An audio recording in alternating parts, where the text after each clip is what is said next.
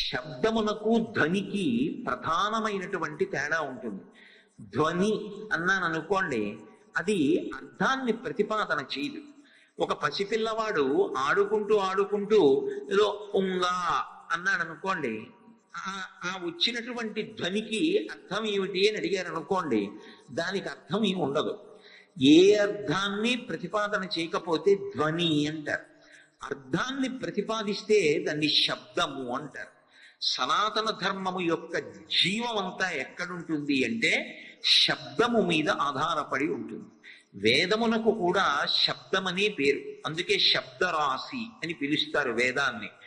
అటువంటి వేదంలో ఏ శబ్దానికి పట్టాభిషేకం చేశారో, శబ్ద బ్రహ్మమయి చరాచరమయి జ్యోతిర్మయి వాంగ్మయి అని సరస్వతీదేవిని ప్రార్థన చేశారో, అటువంటి ఆ తల్లి స్వరూపమైనటువంటి శబ్దమునందు సంగీతమునకు ఒక ప్రత్యేకమైనటువంటి ప్రాధాన్యత.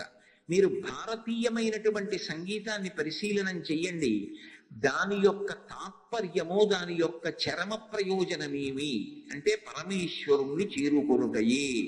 అందుకే నాదోపాసనము అంటారు. నాదోపాసనం అంటారు తప్ప రంజకత్వం కోసం పాట పాడుతున్నాను అనరు.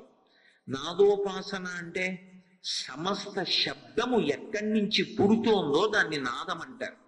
స్వరము శృతి ఈ రెండు వేరువేరుగా ఉండేటటువంటి ఆస్తిక్య బుద్ధిని విడిచిపెట్టేసి రెండు ఒకటైపోయి అణిగిపోయి హృదయ కుహరంలోకి చేరిపోతే గాయకుడు నిశ్శబ్దంలో ఆ లోపల అనుభవించగలిగినటువంటి స్థితికి నాదమని పేరు.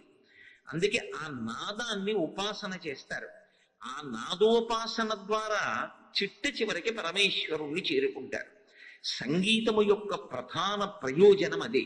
అందుకే త్యాగరాజస్వామి సంగీత త్రయంలో ప్రధానమైనటువంటి వ్యక్తి.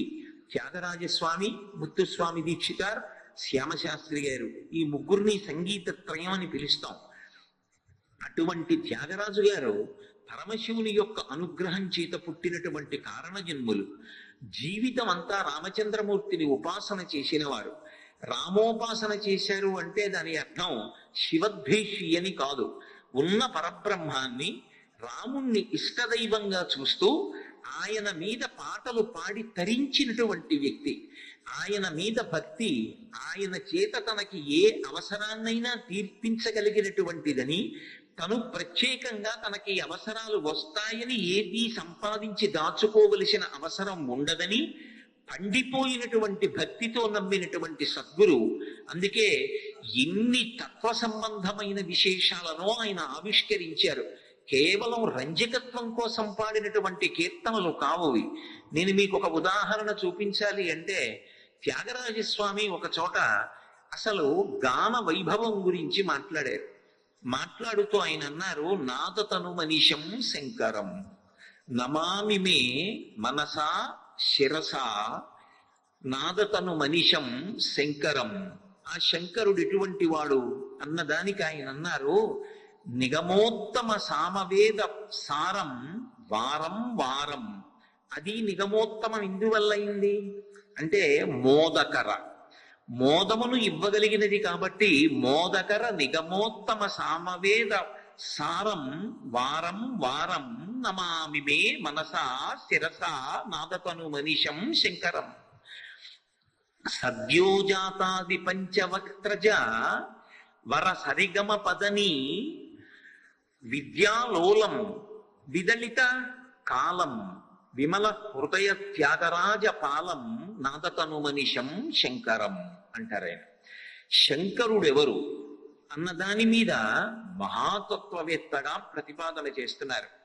ఒక శంకర భగవత్పాదుడు శివుడి గురించి ఎలా చెప్తారో, వేదం శివుడి గురించి ఎలా మాట్లాడుతుందో, పోతన గారు శివస్వరూపము యొక్క తత్వాన్ని అగ్నిముఖంబు పరాపరాత్మకమాత్మ కాలంబు గది రత్నగర్భ పదము శ్వసనంబు నీయుర్పు రసన జలీషుండు దిశలు కర్ణంబులు దివము నాభి సూర్యుండు కన్నులు శుక్లంబు సలిలంబు జఠరంబు జలధులు చెదలు శిరము సర్వౌషధులు రోమచయము శల్యంబు లద్రులు మానసమృతకరుండు చందములు ధాతువులు ధర్మసమితి హృదయమాస్య పంచకముపనిషదాహ్వయంబైన నీరూపో సదసత్వమై శివాఖ్యై స్వయం జ్యోతి అయ్యొప్పు ఆద్యమగుచు అని ఎలా ప్రతిపాదన చేశారో ఆ తత్వం అంతటా నిండి ఉండేది అని ప్రతిపాదన చేసినట్టుగా మహానుభావుడైనటువంటి త్యాగరాజస్వామి సంగీతపరంగా శంకరుడెవరు అన్నదాన్ని ఆవిష్కరించారు.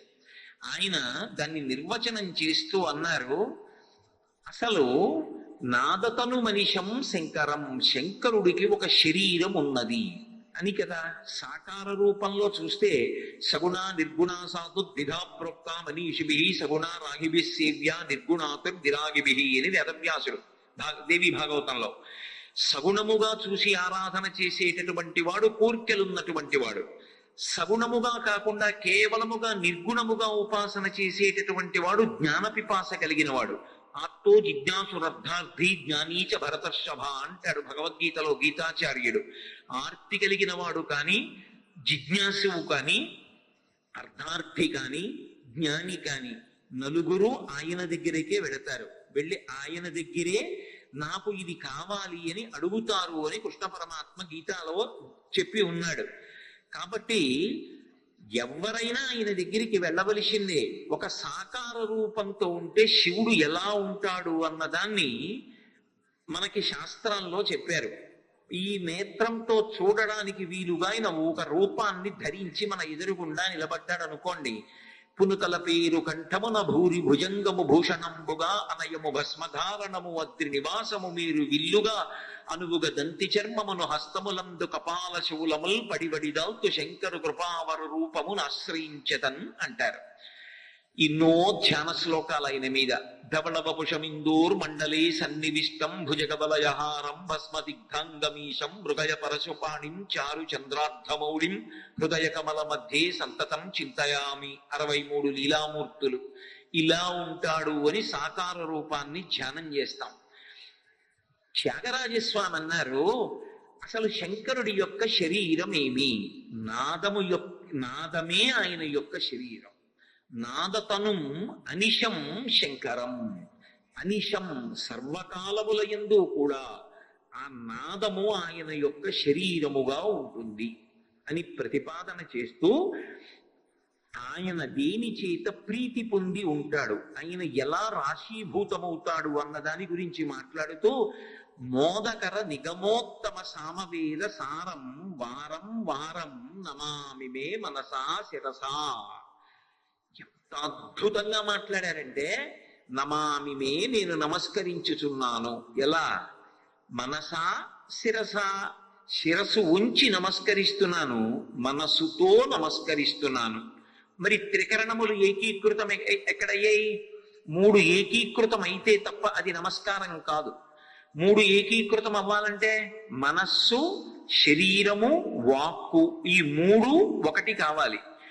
ఆయన మనసా అంటే లోపల పరమశివుని యొక్క వైభవాన్ని ఊహ చేస్తున్నారు.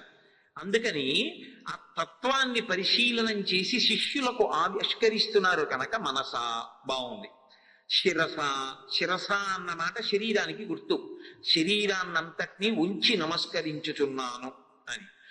కరాభ్యాం కర్ణాభ్యాం ప్రణామోష్టాంగముచ్యతే అంటూ ఆ సాష్టాంగ నమస్కారం చేస్తాం కదా స్వామివారి దగ్గరికి వెడితే, అలా శిరస తల ఉంచి నమస్కరిస్తున్నాను. నేల మీద పడి సాష్టాంగం చేయడానికి అవకాశం లేనప్పుడు, ఉత్తరక్షణం నమస్కారం చేద్దాం అనిపించినప్పుడు ఇలా 2 చేతులు కైమోడ్చి శిరసు తగిలేటట్టుగా ఇలా వంగి నమస్కారం చెయ్యమని శాస్త్రం ప్రతిపాదన చేసింది. అందుకని శిరస. మరి వాక్కు పాడట్లా, కీర్తన పాడట్లేదు, వాక్కు లేకపోవడం ఏమిటి? కాబట్టి ఇప్పుడు వాక్ రూపంగా మనసుని, శిరస్సుని 3టిని కలిపి శివునకు నమస్కరించుతున్నాను. ఎవరైనా మోదకర, మోదము అంటే హర్షము, సంతోషం. సంతోషం ఇవ్వగలిగినది శాంతి అని పేరు.